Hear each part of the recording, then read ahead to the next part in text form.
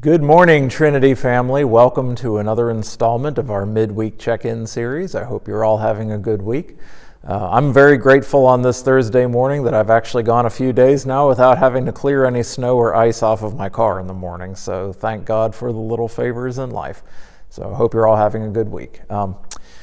So what am I going to talk to you all about this week? Well, I'm not going to be preaching this weekend, and as a matter of fact, I'm actually not going to be at Trinity at all this weekend. I'm going to be attending a suicide prevention workshop that Pastor Joel encouraged me to sign up for that is going to be being held on both days, Saturday and Sunday, for the entire day. So I actually won't see you this weekend. I will be back next week.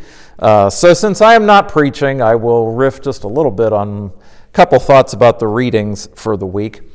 But I think I'm going to take a different angle on it than I'm fairly sure Pastor Joel will in his sermon, because obviously it's a little needlessly repetitive for us to both say the same thing. But what did I think when I looked at the readings for this week? Well, something that struck me, and we talked about it a bit in our text study, the other area Balm pastors that come over to Trinity for text study each week. Something we chatted about this week is the subject of trees.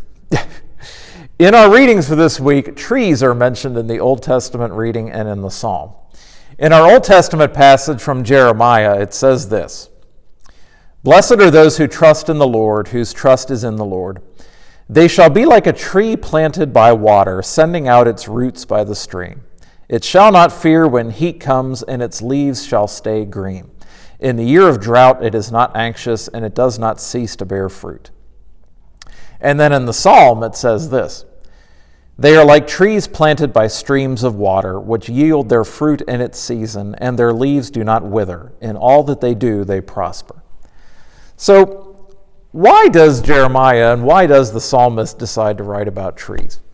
And you notice that trees are talked about a good bit all throughout Scripture, going all the way back to the earliest passages of Scripture in Genesis. We have the tree of life, we have the tree of the knowledge of good and evil.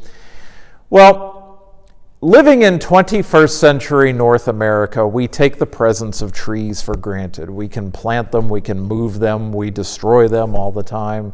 Trees are a regular part of our everyday life. If you want to see a tree, all you have to do is get up and walk to the nearest public park, and you can sit underneath a whole bunch of them.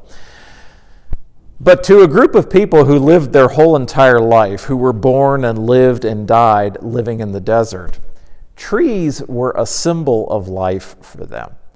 When you spend your whole entire life living in the desert, you start to look at the lush foliage of a beautiful big green tree as a symbol of life. Trees are like a little ecosystem into themselves. Trees harbor fungi, they harbor small animals, they harbor insects, and they often are the birthplace of other smaller plant life. They shelter us, they provide us with oxygen.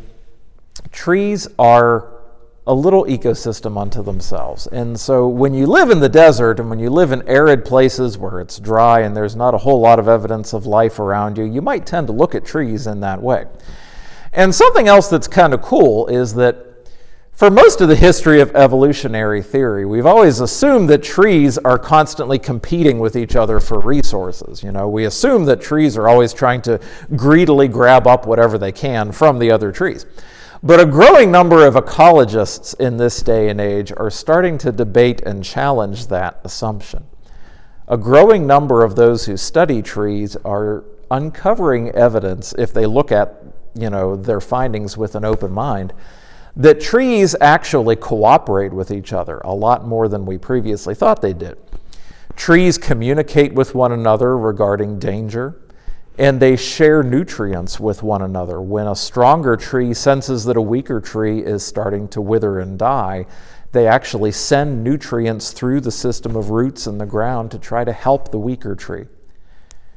So it kind of sounds to me like maybe sometimes trees understand a little better how to live in a community of love and support, maybe better than we humans do at times.